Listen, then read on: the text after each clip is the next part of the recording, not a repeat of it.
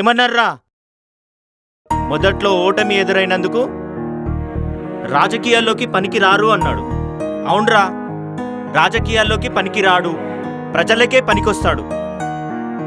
రాజకీయాల్లో పనికి రావాలంటే మీలాగా స్కాములు చేయాలి, ఇసుక వ్యాపారాలు చేయాలి, లిక్కర్ వ్యాపారాలు చేయాలి. అవన్నీ మా కళ్యాణ్ బాబుకు తెలియవురా. ఆయనకు తెలిసింది ఒకటే, ప్రజలకి బాగు చేయాలన్నది మాత్రమే తెలుసు. ముందు ఓడుతారు, తర్వాత గెలుస్తారు. Signing off. జై జనసేన.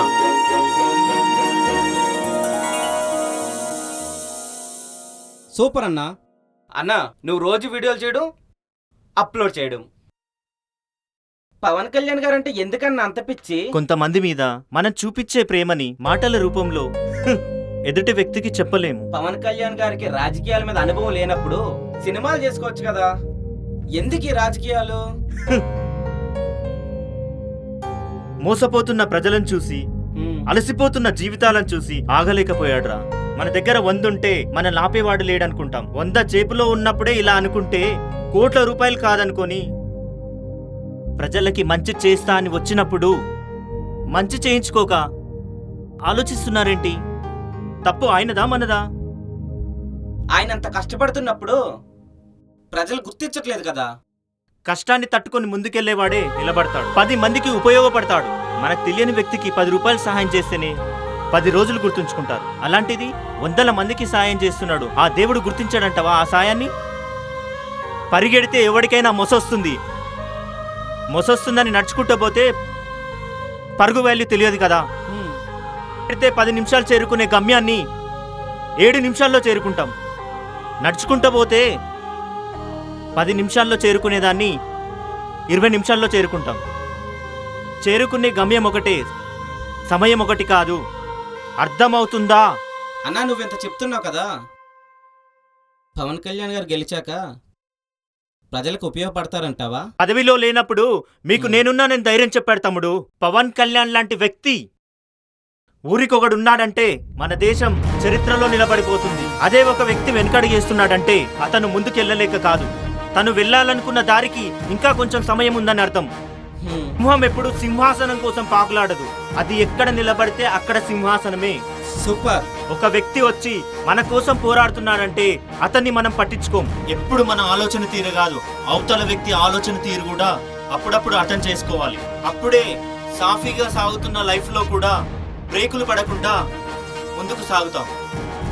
పవన్ కళ్యాణ్ గారిని అందరూ చెగువీరతో పోలుస్తారు. లేని చెగువీరని గుర్తు చేస్తున్నారు గాని మన కళ్ళ ముందే తిరుగుతున్న చెగువీరని గెలిపించుకోవడానికి ఇంత టైం పట్టింది. ఒంటరిగా ఉన్నప్పుడు ధైర్యంగా ఉండాలి. గుంపులో దూరితే ఏం లాభం? ఒంటరిగా నిలబడి గెలిస్తే ఎల్లకాలం గుర్తుంటది. గుంపులో నిలబడి గెలిస్తే ఏం లాభం? కాలం మారినంత సులువుగా ఆ గెలుపును మర్చిపోతారు. మనం పట్టించుకోని వ్యక్తి మనకు సహాయం చేసినప్పుడు ఆ వ్యక్తి విలువేంటో మనకు తెలీదు. ఎందుకంటే మనకు అడగక ముందే సాయం చేస్తున్నాడు కాబట్టి. గుర్తుండిపోయేవి జ్ఞాపకాలంటారు, కానీ అవమానాలు లైఫ్ లాంగ్ గుర్తుండిపోతాయి. విలాసవంతమైన జీవితాన్ని దూరం పెట్టి కింద పడుకొని ట్రైన్లో మెట్ల దగ్గర కూర్చొని ప్రయాణిస్తూ చెమటోడ్చిన డబ్బులు కష్టాల్లో ఉన్న వ్యక్తులకు పంచుకుంటూ ప్రతి పేదవాడి సంతోషాన్ని ఆయన సంతోషంగా మార్చుకొని ఓటమిని లెక్క చేయకుండా, గెలుపుని పట్టించుకోకుండా, బాధని దగ్గర రానివ్వకుండా కష్టాన్ని తూర్చుకుంటూ సంతోషాన్ని పంచుకుంటూ అందుకే ప్రజల హృదయాలను గెలుచుకున్నాడు పవన్ కళ్యాణ్. ఇది పేరు కాదు, చరిత్రలో చరిత్ర తిరగరాసే పేరు. అదే పవన్ కళ్యాణ్. ఒక వ్యక్తి గురించి చెప్తే బ్లడ్ బాయిల్డ్ అయిపోద్ది. పవన్ కళ్యాణ్ గారి గురించి చెప్తే ఒళ్ళంతా పులకరించిపోద్ది. నేను ఒకరి అభిమాని అని చెప్పుకోవడం వేరు, నేను ఈయన అభిమాని అని చెప్పుకోవడం వేరు. సత్య వరకు పవన్ కళ్యాణ్ గారి అభిమానిలా బతుకుతా అన్నా. మనిషి పుట్టిన దగ్గర నుంచి చచ్చిపోయేంత వరకు ఎన్నో మెమరీస్ ఎదురైతాయి. దాంట్లో గుర్తుండిపోయే మెమరీ జూన్ 4. పిఠాపురం అంటే ఊరు అనుకున్నారు. జూన్ 4 తర్వాత ప్రపంచ దేశాలు పిఠాపురం గురించి మాట్లాడే చరిత్ర, ఆ చరిత్రను తిరగరాసింది పవర్ స్టార్ పవన్ కళ్యాణ్. ఇప్పటి వరకు పిఠాపురంలో తాగే నీరు దగ్గర నుంచి రోగం వస్తే పోయే హాస్పిటల్ వరకు మనం పోయినా పట్టించుకునే నాదుడు లేడు. కానీ ఇక నుంచి మీ జీవితాలు మారాయి. ప్రపంచ దేశాలు మీ పిఠాపురం వైపు తొంగి చూస్తున్నాయి. ఒక చెప్పులు కుట్టుకునే వాడి కొడుకు అమెరికా ప్రెసిడెంట్ అయి అమెరికను సాధించాడు. అతనే అబ్రహాం లింకన్. ఒక చిన్న కుటుంబంలో పుట్టి ఒక పుస్తకం రాసి ప్రపంచ దేశాలు ఆయన ఇంటి వైపు తిరిగి చూసేలా చేశారు. ఆయన్నే ఆల్బర్ట్ లేమ్. ఒక పూట తినడానికి తిండి లేకున్నా ఎంతో మందికి 3 పూటలా భోజనం పెట్టి ఒక గొప్ప పేరు తెచ్చుకొని మదర్ తెరిస్సా అయింది. ఓటమి నుంచే కదా తమ్ముడు గెలుపు మొదలైంది. పవన్ కళ్యాణ్ ఫస్ట్ ఓడిపోయాడు, ఇప్పుడు గెలిచాడు. ఓటమి నుంచి వచ్చే గెలుపు తరతరాలుగా మాట్లాడుకునే విధంగా ఉంటుంది. ఓటమి గురించి ఆలోచిస్తే అక్కడే ఉండిపోతాం. గెలుపు గురించి ఆలోచిస్తే ఆలోచించినంతసేపు పరిగెడతాం.